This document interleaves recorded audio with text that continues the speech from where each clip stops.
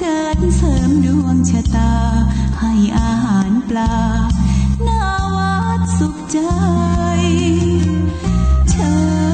ญรวมบุญสงน้ำพระธาตุน้อมใจอภิวาทขอบุญสุขใจสุขกายไหว้พระขอพรองค์พระเจ้าทันใจหลวงพ่อประเสริฐเจริญพรอวยชัยให้ท่านสุขใจทั่วกัน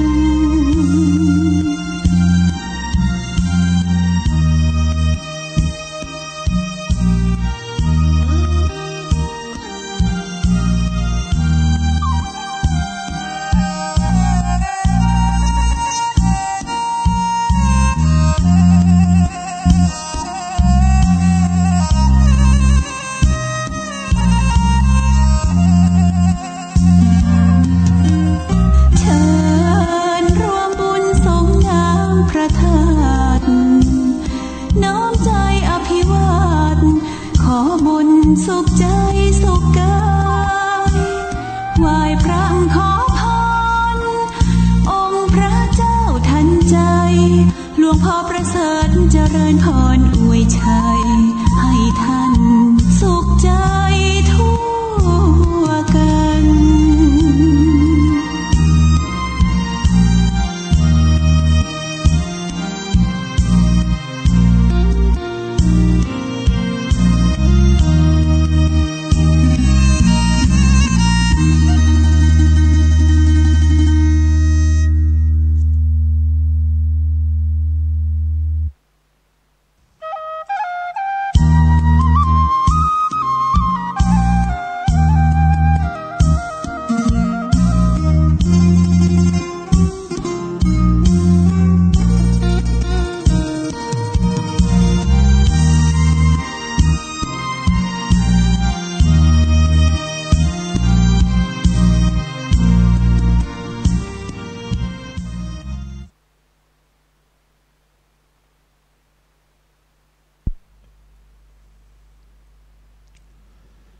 เกิดเป็นมนุษย์เกิดแก่เจ็บตาย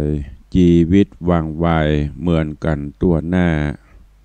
บอกว่ามีจนคนในโลกล่าปล่อยหลับตาไปพริ้ว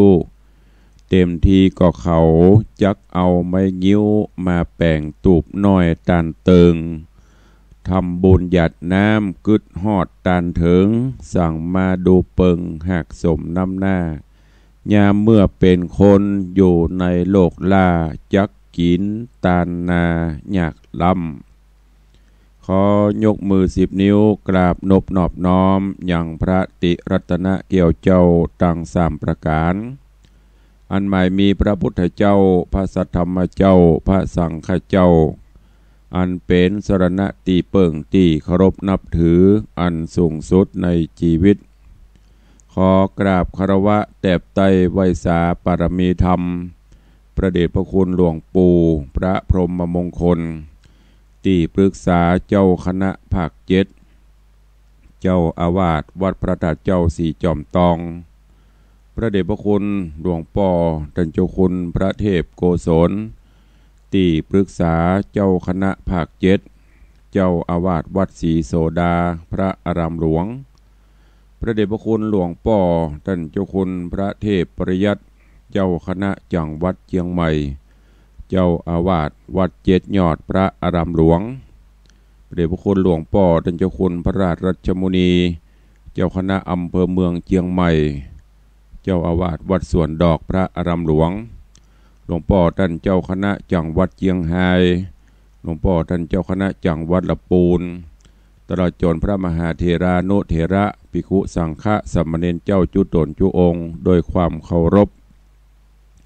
เจริญสุขเจริญปอนกับบรรดาปอออกไม่ออกศรัทธานาบุญติ่นจองห้องวัดจุหนุ่มเท่าใจยิงขอน้อมต้อนรับทุกท่านเข้าสู่รายการมรดกธรรมกำเมืองตั้งสถานีวิทยุกระจายเสียงพระพุทธศาสนาแห่งชาติและสังคมคลื่นเพื่อการศึกษาพระพุทธศาสนาและวัฒนธรรม ส่งสัญญาณออกอากาศที่สถานีวัดไฟหินตำบลสุเทพอำเภอเมืองจังหวัดเชียงใหม่ในระบบคลื่นความถี่ FM 104.50 เมกะเฮิรตซ์สถานีวิทยุวัดหนองกายตำบลสันปะยางอำเภอแม่แตงจังหวัดเชียงใหม่ส่งสัญญาณออกอากาศในระบบคลื่นความถี่ FM 99.75 102.0 และ 89.25 เมกะเฮิรตซ์สถานีวิทยุพระพุทธศาสนาจังหวัดเชียงไฮ้ส่งสัญญาณออกอากาศที่ดอยม่อนจำปีวัดพระแก้วจังหวัดเชียงไฮ้ในระบบคลื่นความถี่ FM 99.50 เมกะเฮิรตซ์และวิทยุออนไลน์ตลอดจนเว็บไซต์ของวัดวังสิงคำก็ดีของวัดไฟหินก็ดีต่างสมาพันธ์วิทยุและพี่น้องญาติโยมที่ฟังเสียงตามสายหอกระจายข่าวตามหมู่บ้านตามวัดวาอารามต่างๆอยู่ในเวลานี้รายการนี้ดำเนินโดยอาตมภาพพระครูวิสิทธิ์ศรีลาภรณ์เจ้าคณะตำบลป่าแดดเจ้าอาวาสวัดวังสิงคำตำบลป่าแดดอำเภอเมืองจังหวัดเชียงใหม่หรือตุลุงในวังเป็นผู้ดำเนินรายการนำรายการมาพบมาป้ากับพี่น้องญาติโยมศรัทธากุวันไม่เว้นวันหยุดพบปะกันตลอดวันละ1 ชั่วโมงเชียงใหม่ลำปูนลำปางฟังกันในยามมื้อเช้า6 โมงถึง 7 โมงยามเช้าโดยประมาณพี่น้องต่างเชียงไฮ้ฟังกันในยามมื้อค่ำยามคืนตั้งแต่ทุ่มถึง2 ทุ่มโดยประมาณก็ต้องขอบคุณญาติโยมเนอะญาติธรรมแฟนๆรายการ FC กูคู่กูคนที่ได้ติดตามรับฟังรายการมาโดยตลอดเวลาขณะนี้6 โมงปลายเนอะไผยังบัดตื่นไผยังบัดลุกได้ละเนอะกรรมโบราณเปิ้นว่าลูกเจ้ากินพักตังปลายลูกควายกินพักตังเก้านี่อย่างลูกควายกินพักตังเก้ายอดมันเปิ้นเอาไปหวดมดมาตานได้กินเปิ้น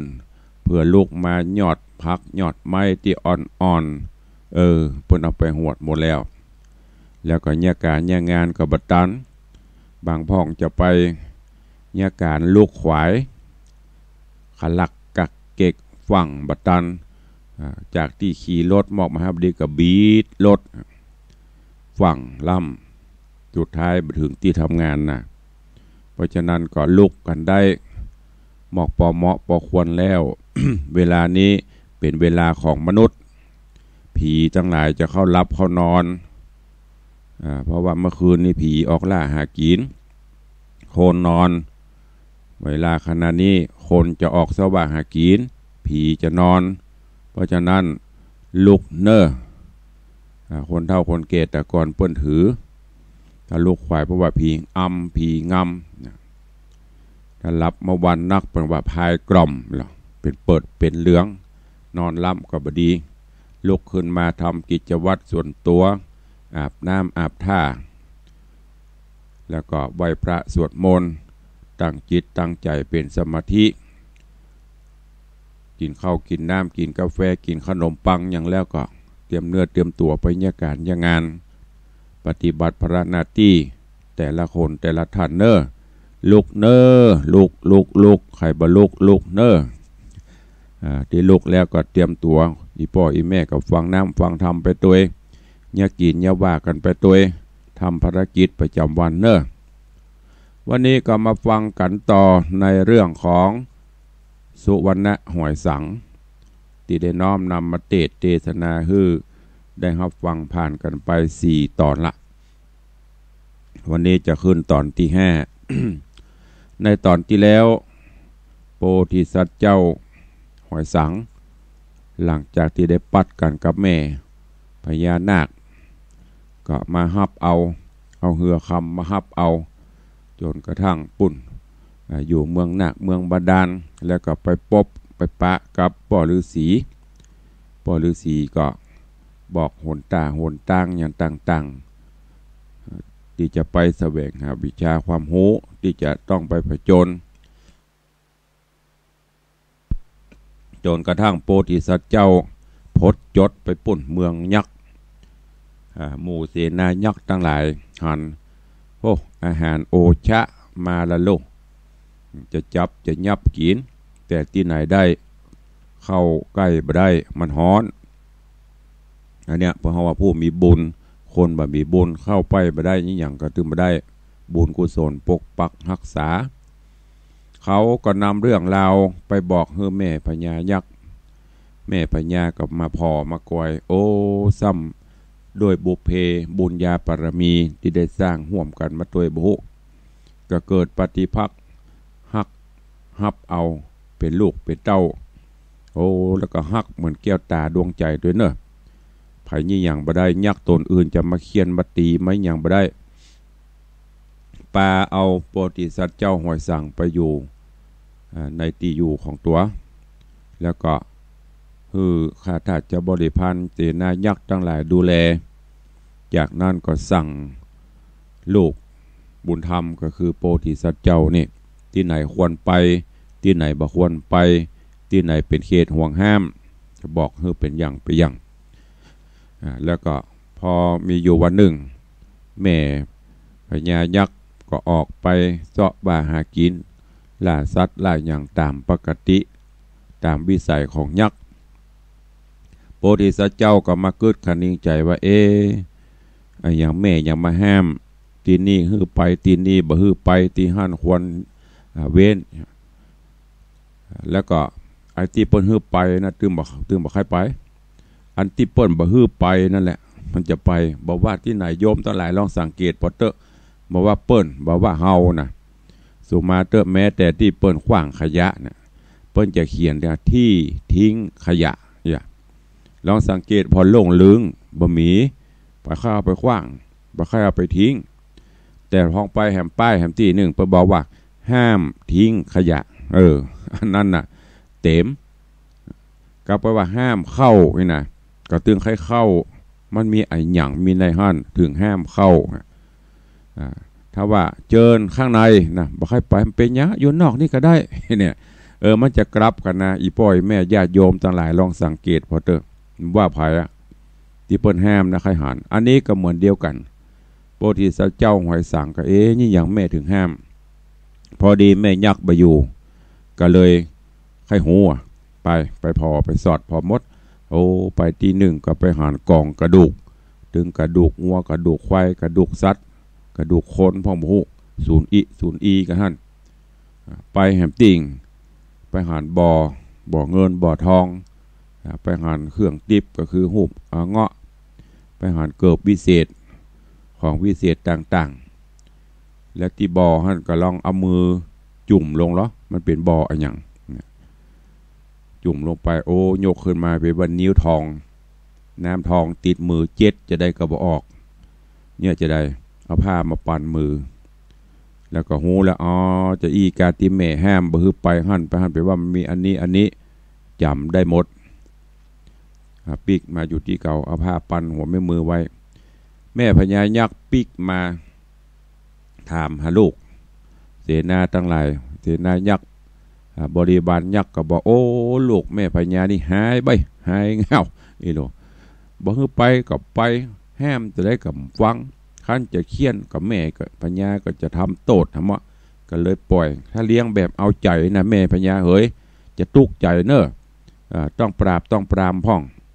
อันนี้ก็เข้าบทที่กรรมโบราณเปิ้นว่าเนอะอีพ่ออีแม่พ่ออุ้ยแม่มอนโดยเฉพาะพ่ออุ้ยแม่อุ้ยนี่จะฮักหลานลองแม่มันเคี่ยนน้องอย่างเขาเอาละเดือดละเอาเคี่ยนให้มันตายเนอะเดือดเนอะเปิ้นว่ารักวัวให้ผูกรักลูกให้ตีเนี่ยกรรมโบราณพูดถึงว่าไว้ปราบกำราบแต่เมื่อน้อยๆใหญ่มาจะสบายเนอะจำกรรมไว้เนอะ อันเนี้ยครูบาอาจารย์เปิ้นบอกคำว่าปราบกำราบในที่นี้ไม่ใช่เอาจนตายไม่ใช่นะ คือต้องปราบปรามชี้แนะชี้นำชี้ผิดชี้ถูกตั้งแต่น้อยๆจะไปเอาใจล้ำไปถ้าเอาใจล้ำใหญ่มาปุ้นจะได้ใจแล้วภายเราจะตุกใจป่อแม่ป่ออุ้ยแม่อุ้ยนั่นน่ะมันแบบฟังกรรมอย่างละลึกลื้นจะไปโตดละอ่อนก็บ่ได้นะโตดปอดโตดแม่นั่นแหละโตดจะได้โตยใจล้ำลองสังเกตพอเปรียบเทียบกันเตอะหมู่เฮาเจ้าข้าทั้งหลายที่อายุเฮาตั้งแต่50ปลายขึ้นนี่กับเปรียบเทียบกับรุ่นประเดียวนี่แต่ก่อนนี่เฮาไม่ได้เถียงพ่อเถียงแม่นะเคารพนอบน้อมปู่ย่าเพื่อจำไม่อย่างกับฟังกรรมคนแต่ก่อนนี่จำได้ก่อนมึงไข้ลวกก่อนไปกินน้ำมอสตีนนะไข้ลวกแต่ก็กินแต่หรอเปิ้นบอกแต่ก็ลวกนะอันใดเปิ้นบอกให้เนี่ยอย่างเงี้ยโมดในสิ่งที่ดีเปิ้นเสอนประเด็นนี้ลองพอหรอมันคนละเรื่องเลยเพราะอะไรอย่างเมื่อก่อนนี่ขับมาจะต้องเลี้ยงน้องต้องดูแลบ้านช่วยพ่อช่วยแม่กวาดบ้านกวาดจองทีวีกับมีโทรทัศน์กับมีโทรศัพท์กับมีเกมเกิมยังไม่ได้เล่นบัดเดียวเขาเกิดมาปะนั่งงมเงาโกกงกหูมาตาใสยังอะเล่นกับเกมโอ้อันเนี้ยมันเลยเปลี่ยนแล้วก็พ่อแม่ก็ตัวใจฮะเขาจะเดือดกันได้นะพ่อมาก่อนนี่ลองลูกให้แง่โทรศัพท์จ่องโบมาเล่นเกมมันใหญ่มันก็เลยติดเกมจะเดือดจะโตดใครก็โตดพ่อแม่มาแทนที่จะเคียนจะตีแต่ก่อนนี่ให้เนี่ยบ่ต้องยิกขาก็มันก็ไหวก็มันก็ไม่เสียแทบมันกลัวหรอตึมให้ขนาดดักเราฮิดักเสียงบ่ได้บ่ได้เหาะสักอย่างบ่ได้ปอดสุมาเตอเป็นบะเฮบะเกตีนตั้งพ่องตบหันดุมก็ได้โอ้ลูกโอนะโอนั่นน่ะใหญ่มามันจะได้โอนั่นน่ะอันเนี้ยฝากไว้เนอะการเลี้ยงลูกให้ถูกทางฝากไว้ตัวอันเนี้ยเหมือนแม่ยักษ์เนี่ยตัวใจไผ่เคียนกับได้ไผ่อย่างแบบสุดท้ายมีวันหนึ่งหิวแม่ยักษ์ก็ออกไปซ่อว่าหากินกรรมที่สองนี่โพธิสัตว์เจ้าก็หูละอันนั้นมีหั่นอันนั้นมีหั่นไปกับนี้ก็จุบตัวลงไปอาบน้ำอาบทองในบ่อทองบ่อเงินบ่อทองเสร็จเรียบร้อยแล้วก็เอาหูบเงาะมาซุปใส่เอาเกิบติบมาใส่ได้ตึงดาบสลีกันใจของเสร็จแล้วก็สยองซานแล้วก็นั่นเหาะไปเลยอันเนี้ยคำนี้จะปีกกับบ่ปีกจะได้ก้อยฟังกันในตอนต่อไปนี้แม่ยักษ์จะมาปะจะเป็นอะไรอย่างจะเกิดขึ้นต่อไปเนอะขอฝากธรรมะต่างๆไว้เกี่ยวกับลูกกับเต้าสอนลูกสอนล้านหูจักคำสั่งคำสอนตบเขียนพ่อง จะไปปล่อยปะละเลยถ้าปล่อยปะละเลยแก่ตัวมาก็น้ำตาจะตกในเนอะการเลี้ยงลูกให้ถูกทาง อบรมพร่ำสอนมันเอาเข้าวัดเข้าวานี่ฝากไว้ตัวเองลองสังเกตพอลูกพี่น้องไทยเฮาพี่น้องเมืองเฮากับพี่น้องไตใหญ่เฮานี่พี่น้องไตใหญ่นี่เพิ่นเอาลูกเข้าวัดแต่น้อยเอากำมัดมือนี่ยื่นมือซ่องลูกคนเมืองเฮาบ่เดียวมัดมือมาปัดโตให้ตายให้วายบ่ค่อยโสนวัดโสนวาอันเนี้ยน่าข้อเปรียบเทียบหื้อหันนะก็ฝากไว้ตัวเนอะตอนนี้ไปเจิญญาติโยมทั้งหลายตั้งอกตั้งใจรับฟังสุวรรณหอยสังในตอนที่5เป็นลำดับไปณโอกาสบัดนี้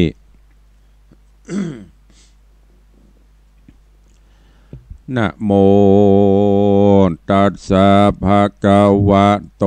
อะระหะโตสัมมาสัมพุทธัสสะตาในการละยามนันส่วนอันว่าหอยสังกุมารเจ้าหันยาเท่ายักเท่าไปแล้วองค์นอแก้วหอยสัง จริงข้าเน่งใจตนว่าแม่ไปลาดดงนาควรเฮาหาโอกาสเอาเครื่องราชอาภรณ์ของประวรทิพย์แก้วซุปสอดแล้วควรดีดันคิรีเมฆฟ้าเหาะเหินกว่าไปบนแอวเมืองคนโลกลาตัวขอบฟ้าจักรวาลการกุมมานคะนิ่งแล้วใจผ่องแผ้วเจยจมพระอุดมคืนภาศาสแล้วย้ายบาทลงไปบอกคำใส่เลิศแล้วพระนอแก้วหันตัวตนเป็นคำต่างมวลไปเสียงใสเลี้ยนเกียงมีวันแล้วกาพันจากบ่อเข้าไปล่อสวมยางวิรังกะรูปเงาะโดยอันเหมาะเรียวไวถือดาบกันใจมาคาดแล้วย่างบาดไปเอาเกือกแก้วเหล่าเลิศลำซุปสอดซ้ำปาตาแล้วหอสอแล้วเหาะสู่อากาศกว้างโดโหอาจอ่างงามงอนเหาะเดินจอนไปหอดแดนเกี่ยวยอดตะกะศิลาแล้วก้อยเหาะลงจากฟ้านอพุทธาลงสู่ในที่อยู่ศาลาที่กงกาแม่นามเปื้อจอดจำเอาแห่งก็มีแลตะตาน้อยกาละนอนบ่ปอนานยักเย็นมันยาเท่าได้ปิกเข้าห่อใจถามหาสายใจลูกเต่าอยู่แดนดาวต่างใดฝูงนางในบ่าวใจยกมือไหววันตาว่าเสาะหาตามจ้องพับแห่งห้องห่อใจแล้วออกไปต่างนอกได้ปิกปอกลายโหนบ่ปะตนองค์คำย่ายักฟังกำบอกมันรีบออกเสาะหาพับติสาสะหลอกวันโตกออกไตเนื้อแล้วขึ้นเมื่อบนผาศาสตร์บ่หันเจ้าราชบุตรห้องเรียกหาเจียวเจียวบ่หันแล้วต่างใดพับห่อใจเขตห้องบ่มีเสียงตองตานบอกแม่เต้าออกยักขาฟังไปหาเครื่องตีบเตดของวิเศษตั้งมวลในห้องบนภาษาดปอยนิราชหายโซนจริงโหเก้างุนลูกเต่าว่าลูกเจ้าหนีไปยักมีใจความเขือกแย่ยาวเยือกไปมาสีเนหาหักยิ่งเคาะคอนขิงหัวใจจิงเหาะไปบนอากาศเสาะหาราชบุตรไปตันที่ศาลาฝั่งน้ำข้างฝั่งกำยักขาว่าบุตรเฮยลูกนอท้ายมาเรียวไวหาแม่อย่าหนีแลคนดีปิกธานีกับแม่เป็นเจ้าแก่รัฐาแดนปิตาตนป้อสืบสร้างก่อกินเมืองทลาตาในกาละยามนานพระมหาสัจเจ้าไว้ยักเท่ายักขาว่าอมะมาตาคาแด่แม่เป็นเจ้าว่าข้าลูกเต้าบ่ยินเกย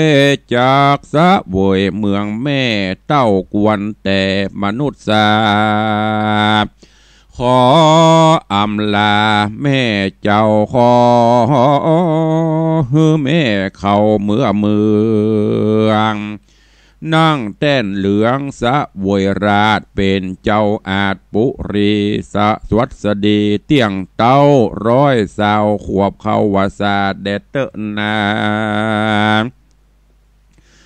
ตีนานแย่เท่ายักฟังกรรมลูกหักแห่งตนจากบ่โหนคืนสู่ปิกคืนอยู่เป็นจริงอกดันพิงโศกมาไอลองล่ำให้กล่าวจาว่าปิญะปุตตาเฮ้ยลูกเต่าขอจุงเข้ามาหาใกล้มาตาเดี๋ยวนี้แม่จักจี้โมนยามดีนานำมีก้ายิ่งกว่าฟ้าแผ่นดินดานหาสังป่านบ่ได้มาเตอไทยบูตามาเล่ากาถาวิเศษศาสตรเปตมนยามก้าปันคำหาบอดใดเอาไว้ใจกับตนในเมื่อโหนไปแน่บอดโตกต่ำจ้าใดพระบัวไข่ฟังแม่เรียกไปสำเนียกเอามนจริงเอาตนไปไว้ตนแม่ไทยยักษ์ขาใครว่าจะอ่อนอ้อยว่าดูราลูกหน่อยปูตากันลูกลาจักเอาซัดต่างเท่าในโลกใครใดโจกกินปลากวางฟันนาหมู่ป่าซัดใต้ลาเหนือดินก็ลูกยินใครใดสวดมนต์ใจดิลีสัตว์ตัวใดมีอายุเสียงจักหลีกเลี่ยงมหาตัวได้นาบอดเถิงอายุบอดเติงเสียงเขตจีวาเปตยังมีก็จักหนีเข้าป่าขอพุทธาลูกเต่ากำโนดเอาเตอะเนอลูกเฮยเมื่อนานเจ้าหอยสังหนุ่มเนานบขาบเจ้าปาตาเฮียนกาถาวิเศษสัตรเปตมนยามกำโนดจำแต่เก้าตราบต่อเต้าถึงไปแล้วองค์ใจนอดเนาอำลาแม่เท่ายักขาเหาะสู่เวงหาอากาศส่วนยักษราชมาตาหันปุตตาหนีจากใจแห้งผากเวทนามีน้ำตาหลังย่อยทุกโศกหอยหิวใจกาดอกนายก้างแกนอกตีบแน่นตันพิงบ่ตวงติงหิวหอดลวดตายตอดอะไรขานแห่ใบประเภทตายเสียงเขตจีวังเอาตนไปเกิดในเทวโลกก็มีบานานแลโจตะโกแม่นมีผู้จะถามดังอีว่ายักกรรมกี้ใจดำใจอาธรรมมักบาปมักคำราบราวีสัตว์โลกีโลกไตปอยว่าใดไปเกิดบนจันเลิศเทวโลกาเพราะบุญสั่งจาว่าอ่านแม่นมีผู้มาถามดังอีก็เปิงกล่าวจี้ไข่ปานว่ายักใจมันเพศกลาในกาละเมื่อจักมรณามีจิตเมตตาคุณนะยังองค์มหาสัจเจ้านับเนื่องเข้าพรหมวิหารมีใจบานบ่เศร้า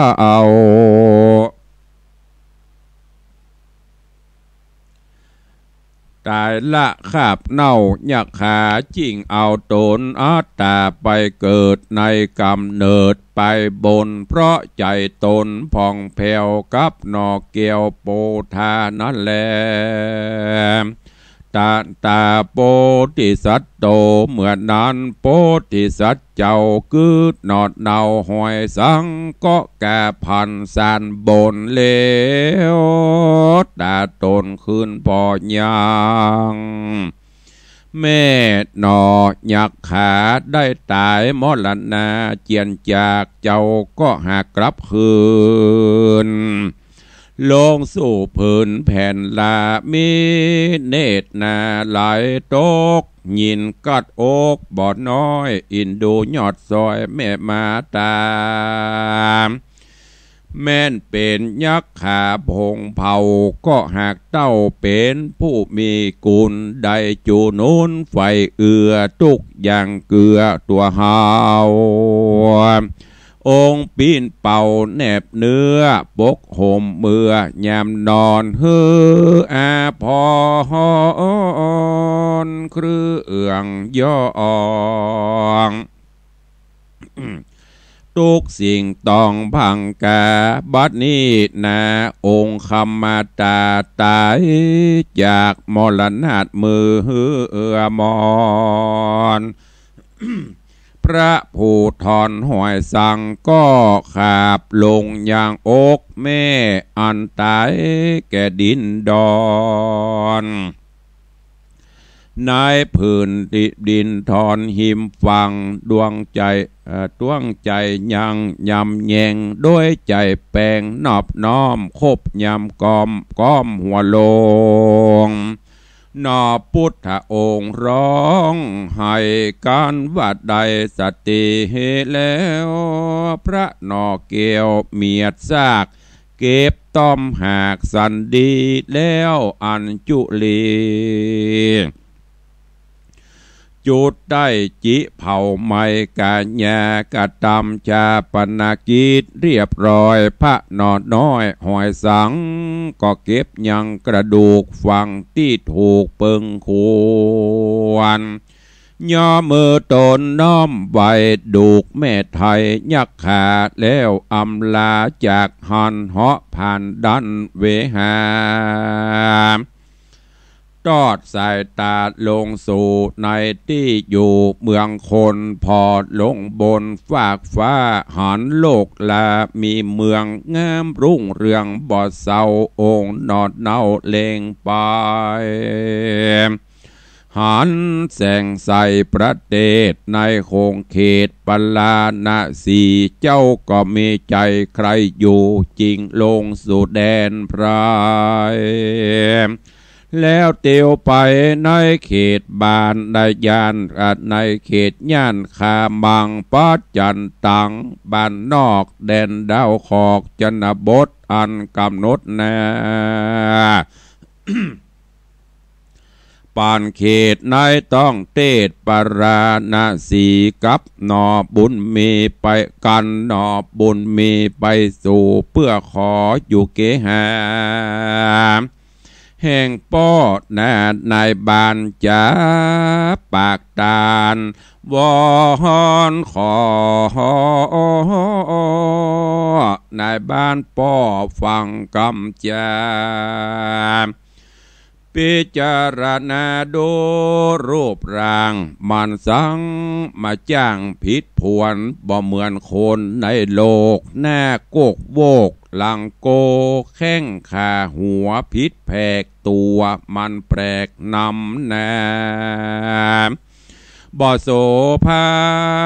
สักหน่อยดังผีก้อยตามอยอยู่ดงดอยในป่าเปิงเรียกว่าไอเงาะเหมือนจักเหมาะจักเปิงแนม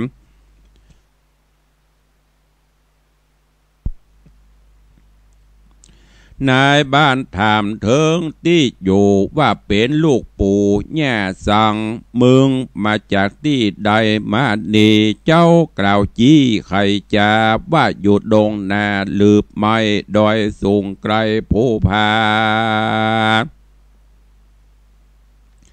ข้าใครมาอยู่บ้านขอปอดด้านคุณนาแดดเตอะตะตาในกาละยามนอนนายข้ามาผู้ใหญ่ได้ถามไทยไปมาก็คุณนานอดเนาจริงฮับเอาหอยสั่งฮือเลี้ยงงัวควายกับเด็กตั้งหลายบ้า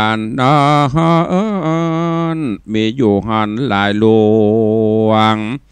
เขาตั้งปวงหันเจ้าพิษแบบเบาคนหนาลวดนินตากล่าวหายหื้อตัวอายห้อยสาง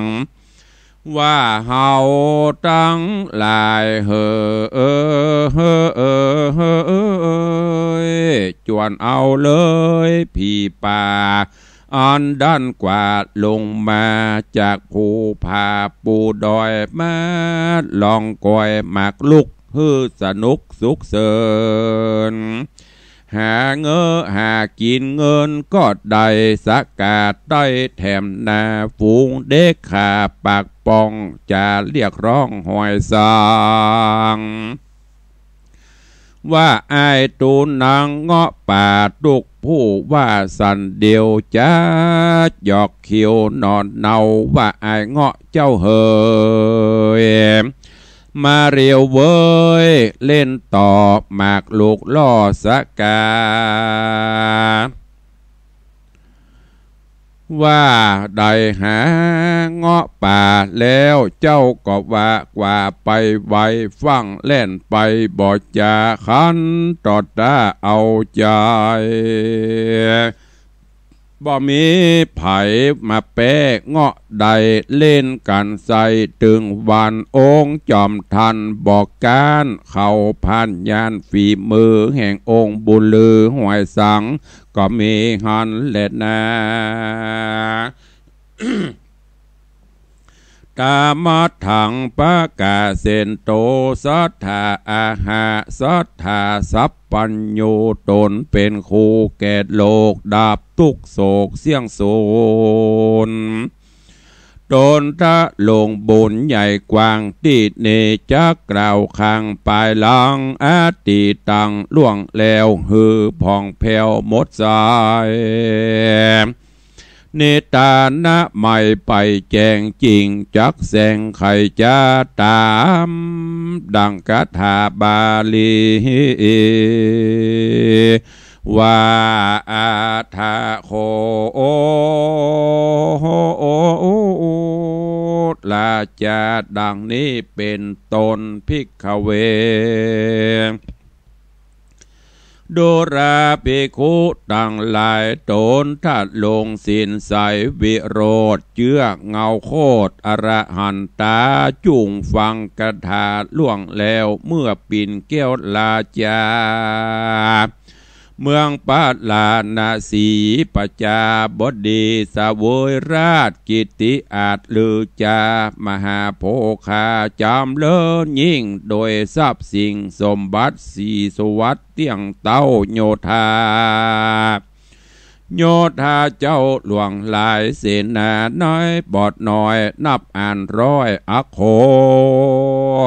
เป็นที่กัวขญาติแห่งอริราชศัตรูยศเฟื่องฟูตัวลาใต้ลุ่มฟ้าพระสุธา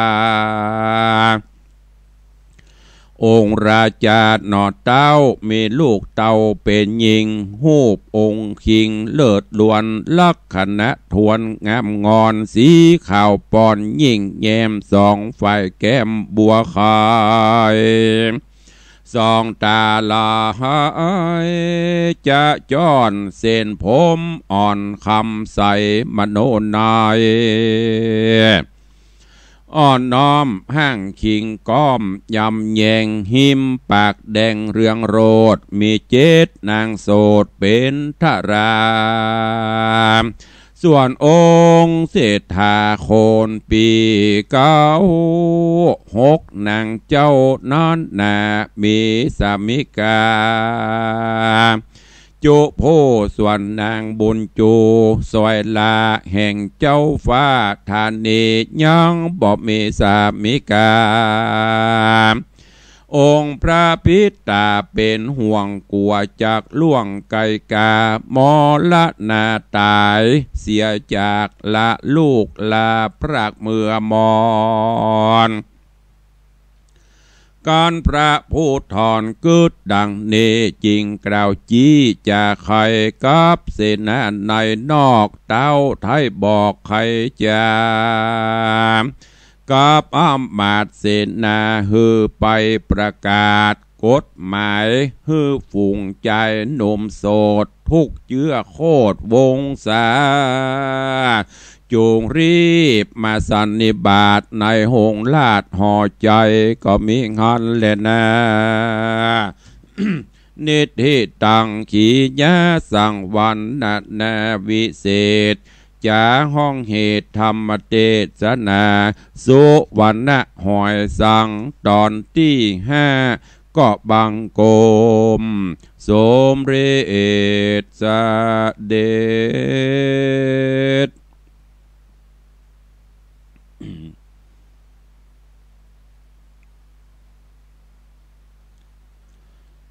วันนี้ก็ได้ฟังกันผ่านไปแถมตอน1จบไปกันแถม1ตอนอันเป็นตอนที่5เรื่องราวสาระในเรื่องธรรมนี้ญาติโยมทั้งหลายฟังแล้วก็เก็บแกะก้อนใกล้เอาสาระเอาไปประพฤติปฏิบัติเป็นจะได้ม่วนกับม่วนกา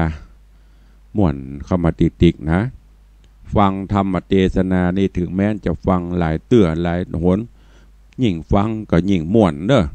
ยิ่งฟังเฮาก็ยิ่งจำเนื้อเรื่องฟังกูค้างกูเตื้อกี่เตื้อก็ตึงบ่เบื่อเพราะเป็นน้ำธรรมคำสอนที่มีสาระคติธรรมลึกซึ้ง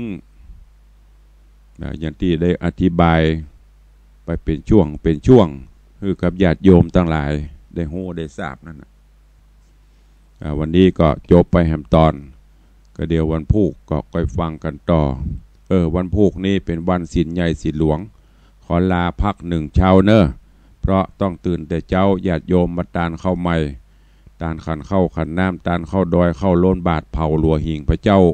วันพุธนี้ตุเจ้าขอย่างเหี่ยเจ้าเนอะก็คงจะมีเป็นเทพแทนเหี่ยเจ้าลวดบอกผ่านแจ้งไปตังท่านผอ.อาจารย์พระครูวิสุวัตรเนอะวันพุธนี้เตรียมเทปไว้เปิดแทนกรรมเพราะว่าวันพุธนี้เป็นวันศีลใหญ่ศีลหลวง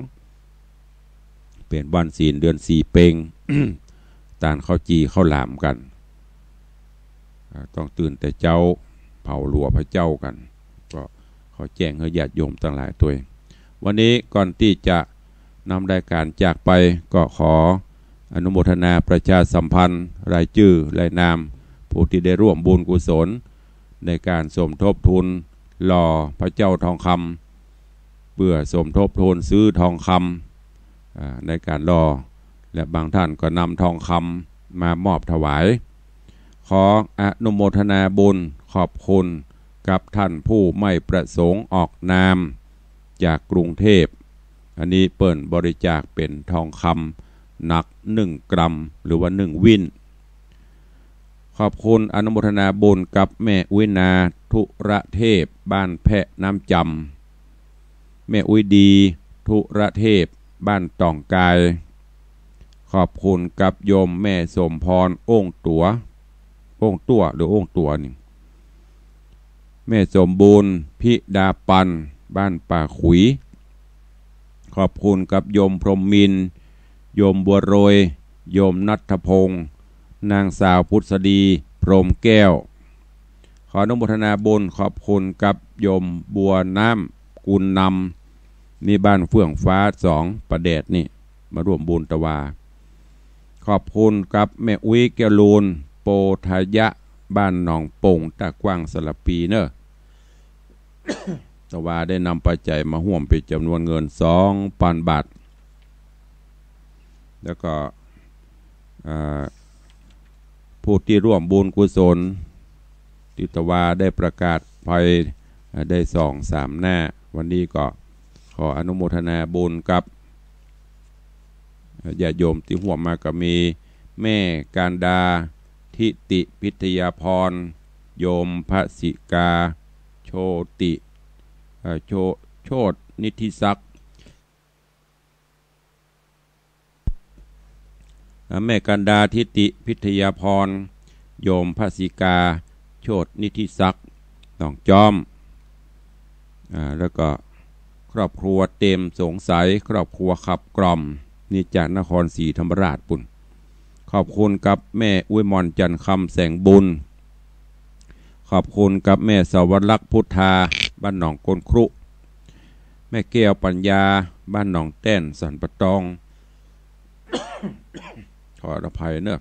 คุณโยมทิติรัตน์ตันธนเศษปอดสมบูรณ์แม่พองศรีตันธนเศษนี่บ้านในฝันประแดดขอบคุณกับแม่สีวันสายวงอินอันนี้บ้านโป่งตาวังตานมาร่วมบุญกุศลตัวเอง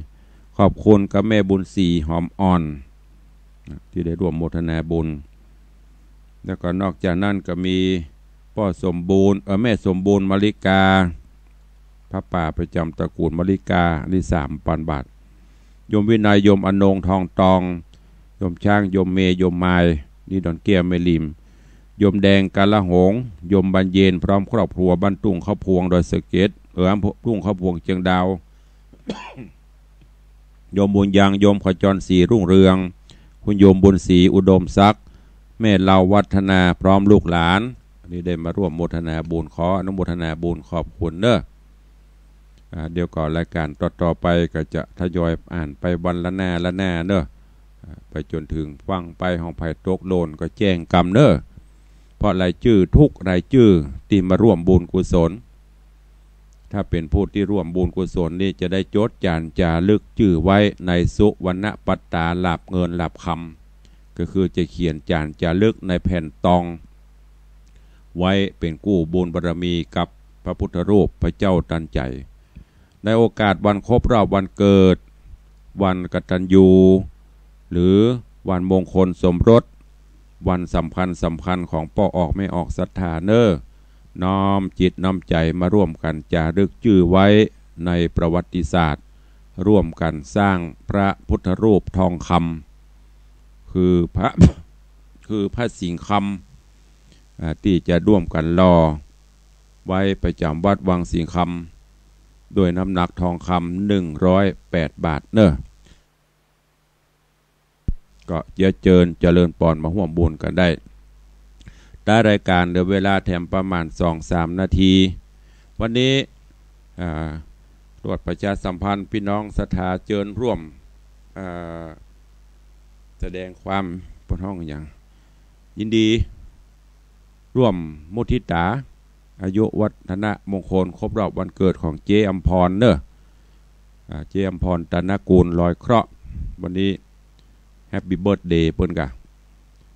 ก็เดี๋ยวเมื่อไงนี้ตุลุงก็จะได้ไปร่วมในเมตตาบารมีหลวงพ่อท่านพระครูสุวิมลธรรมรักษ์นิมนต์ไปร่วมไปห้องขวนกับตัวเองขวนจะม่วนบ่ม่วนบ่เนอะไอขลงนี่แล้วก็วันพุธก็มีงานตัวเองฉะนั้นเชิญประกาศให้ญาติโยมที่เคารพนับถือกับเจมพรเนอะไปร่วมบุญกุศลโดยแสดงความยินดีมุทิตาจิตในวันอายุวัฒนมงคลวันเกิดที่วัดลอยเคราะห์เนอะบุญจะไป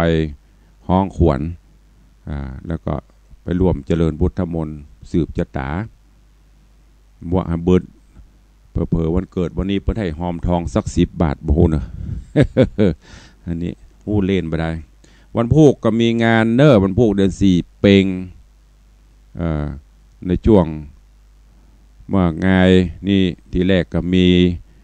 งานที่จะต้องไปแต่โยมจะมาก็เลยหยุดก่อนต้องอยู่รับแขกที่วัดวันพุธนี้โยมเพิ่นจะมาถวายทองคำพ่องถวายปัจจัยด้วยพ่องก็เลยต้องอยู่ส่วนมัดตอนวันพุธเนอะตุลุงไม่ได้อยู่เนอะวันพุธนี้บ่าย 2 โมงเตศธรรมมหาจาติที่วัดหัวฝายตำบลจังการอำเภอเมืองเชียงใหม่เสร็จจากวัดหัวฝายก็ไปเตศต่อมหาจาติเช่นเดียวกันที่วัดสันทรายตำบลหนองแก้วอำเภอหางดงหรือที่ปนห้องสันทรายหมาเห่าน้ำมาเดียวปนหมาเห่าละมันมีเห่า ก็พบปะกันได้ใครจะไปร่วมบุญกุศลเนอะงานตั้งธรรมหลวงมหาจาติเดือน4เปงที่วัดหัวฝายตำบลจังการอำเภอเมืองเชียงใหม่ที่1แล้วก็ที่วัดสันทรายตำบลหนองแก้วอำเภอหางดงต่างไปถวายนะก็ไปร่วมบุญกุศลกันได้เนอะมีใครโทรมาดักปิ้งวินวอย มีก็โทรเข้ามาได้สักสายสองสายสาเหตุที่ไม่เปิดหน้าไม้นักก็เพราะว่ามันไม่มีใครโทรก็เลยบ่ค่อยเปิดละมีสายสองสายกับหมู่คนเฒ่าเก๋เดิมๆที่เพิ่นฟังวันนี้ก็ดักปิ้งทำมีเวลาก็หมดลงพอดีก็นำรายการจากญาติโยมทั้งหลายไปก่อนก็เดี๋ยวก็ไปฟังรายการธรรมะเพื่อประชาชนโดยท่านเจ้าพระครูธีระสุตตพจน์วัดผาลาดโอ้มาเดี๋ยวอุทยานผาลาดวัดผาลาดเปิ้นม้วนเนอะปโตพอตู้หลวงเปิ้นยำไปไหนประเดี๋ยวเมาเมาในวัดเปิ้นนะม่วนหอชมศีลพ่องน้ำตกพ่องสัปปะโอ้มาเดี๋ยวสัปปะยะม่วนแหละในวังแล้วประเดี๋ยวนี้นะเลยค่อยอันพอตู้เจ้าหลวงผาลาดบ่ให้บดีบ่รับมาแล้วนะในวังนะปุ่นเมาเปิ้นพอน้ำตกชมนกชมวิวเปิ้นชมแมงอีมอมเปิ้นพ่องหรอ แล้วจากนั้นก็ไปฟังรายการเสียงจากชุมชนป่าแดงและสันทรายหลวงโดยปอกาข้าวแตนปอกาหมากพอเปิ้นขายข้าวแตนขายหมากปล่ำปลอยแปลงวิหารหลังบะเละบะเล่นแปลงศาลาบูรณะพระธาตุโปประเด็นนี้ในวังสู้บ่ได้เฮ้ยวันที่25นี่เปิ้นจะแฮปปี้เบิร์ธเดย์เนอะใครจะไปร่วมบุญกุศลตั้งโฮงทานโดยกับไปโดยท่านพระครูสังฆบริหารธรรมนูญหรือตุปิเอน้องล่าวัดสันทรายหลวงเป็นลำดับไปขอความสุขสวัสดีบังเกิดมีกับทุกท่านเนอะจัตตาโรธรรมาวัตันติอายุวันโนสุขังพะลัง